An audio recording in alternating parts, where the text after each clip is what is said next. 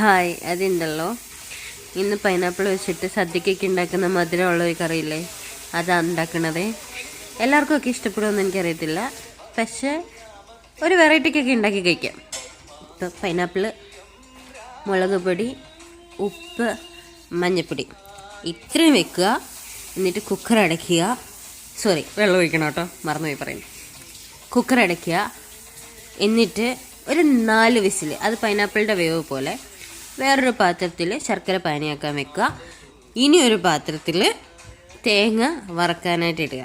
എനിക്ക് നേരമില്ലാത്തതുകൊണ്ടും ജോലിക്ക് പോകേണ്ടതുകൊണ്ടും ഞാനിതെല്ലാം കൂടെ ഒരടുപ്പിലാണ് ചെയ്തത്. നിങ്ങൾക്ക് സമയമുണ്ടെങ്കിൽ പതുക്കെ ചെയ്താൽ മതി. ഈ വെന്ത് വെച്ചിരിക്കുന്ന പൈനാപ്പിളും ഒരു കടായിലേക്ക്, അടി കട്ടിയുള്ളൊരു പാത്രമാണെങ്കിൽ അത്രയും നല്ലത്, അതിലേക്ക് ഇടുക.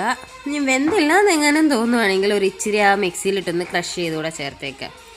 അതവിടെ ഇരുന്ന് വറ്റിക്കൊണ്ടിരിക്കുന്ന സമയത്ത് ഒരേത്തയ്ക്ക കട്ട് ചെയ്തതോ, എനിക്കിവിടെ ഏത്തയ്ക്ക അവൈലബിൾ അല്ലാത്തത് കൊണ്ട് ഞാൻ റോബസ്റ്റ പഴമിട്ട് ഒരു പരീക്ഷണാർത്ഥമായിരുന്നു, പക്ഷേ ടേസ്റ്റിന് വ്യത്യാസമൊന്നും വന്നില്ല കേട്ടോ.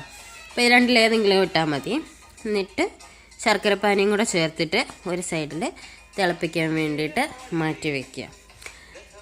ഇത് എൻ്റെ അറിവിൽ ഈ സാധനം കോട്ടയത്തിൻ്റെ സ്പെഷ്യലാണെന്നാണ് പറച്ചിൽ.